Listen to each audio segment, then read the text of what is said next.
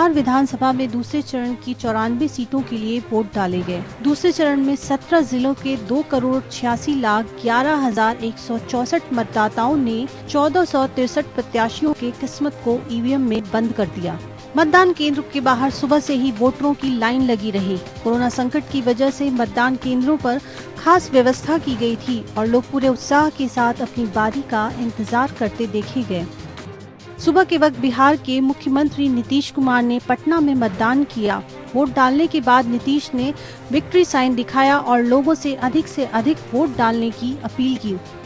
RJD नेता और महागठबंधन की तरफ से सीएम पद के उम्मीदवार तेजस्वी यादव ने भी पटना में अपना मतदान किया। तेजस्वी यादव ने वोट डालने के बाद कहा कि सभी बिहार के लोगों से अपील करता हूं कि सभी लोग वोट करें। परिवर्तन की लहर जो बिहार में बह रही है उस पर जनता मुहर लगाएगी।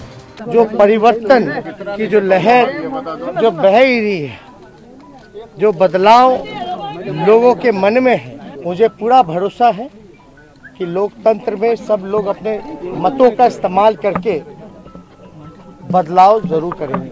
इस दौरान राबड़ी देवी भी तेजस्वी यादव के साथ रहीं। मीडिया के सवालों का जवाब देते हुए राबड़ी देवी ने कहा कि बिहार में बदलाव की गंगा बह रही है, बिहार को बदलाव चाहिए। पटना में डिप्टी सीएम सुशील मोदी ने भी वोट डाला, लेकिन इस दौरान उन्हें मिले वीआईपी ट्रीटमेंट पर लोगों ने सवाल खड़े किए। दरअसल पटना के सेंट जोसेफ हाई स्कूल में सुशील कुमार मोदी ने अपना वोट डाला। यहां 7 बजे से वोटिंग शुरू हुई, लेकिन लोग करीब सुबह 6:30 बजे से ही लाइन में लगे हुए थे। लेकिन जब सुशील मोदी आए तो वो सीधा वोट डालने चले गए। एक और जहां पटना में आम लोगों ने सुशील मोदी को मिले वीआईपी ट्रीटमेंट की शिकायत की, तो वहीं राघोपुर में लोक जनशक्ति पार्टी के नेता चिराग पासवान ने भी अपना मतदान किया। इस दौरान चिराग काफी देर तक लाइन में लगे रहे और आम लोगों से चर्चा भी की, जिसके बाद उन्होंने अपना वोट डाला।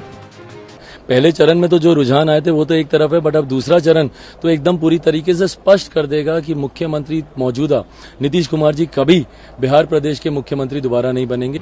बीजेपी नेता रामकृपाल यादव का अंदाज भी चर्चा का विषय रहा। रामकृपाल यादव पटना में स्कूटी से वोट डालने पहुंचे और दावा किया कि 10 तारीख को पूर्ण बहुमत से एनडीए की सरकार बनेगी। बिहार विधानसभा चुनाव के साथ ही आज देश भर के 9 राज्यों में 54 सीटों के लिए उपचुनाव भी हुए। उसमें छत्तीसगढ़, गुजरात, झारखंड, कर्नाटक, मध्य प्रदेश, नागालैंड, ओडिशा, तेलंगाना और यूपी शामिल हैं। इसमें मध्य प्रदेश और उत्तर प्रदेश का उपचुनाव महत्वपूर्ण रहा। मध्य प्रदेश में जहां 28 सीटों के लिए मतदान हुआ, तो वहीं यूपी की 7 सीटों के लिए लोगों ने वोट डाले। ये पहला मौका है जब मध्य प्रदेश में उपचुनाव से ये फैसला होगा कि सरकार बचेगी या जाएगी। कमलनाथ फिर से कांग्रेस की सरकार बनाएंगे या फिर शिवराज ही राज करेंगे, ये सब चुनावी नतीजों पर निर्भर करेगा। 2018 के मध्य प्रदेश विधानसभा चुनाव के बाद सत्ता में आई कांग्रेस की सरकार 15 महीने में ही गिरने के बाद इस साल मार्च में बीजेपी की सरकार बनी और शिवराज सिंह चौहान 5वीं बार सीएम बने। लेकिन सत्ता में बने रहने के लिए बीजेपी को उपचुनाव में कम से कम 9 सीटें जीतना जरूरी है। इस लिहाज से देखें तो उपचुनाव शिवराज सिंह चौहान की लोकप्रियता का लिटमस टेस्ट है। तो वहीं कांग्रेस के कमलनाथ के लिए फिर से सत्ता में वापसी का मौका है, लेकिन इसके लिए 28 में से 25 सीटों पर जीत जरूरी है।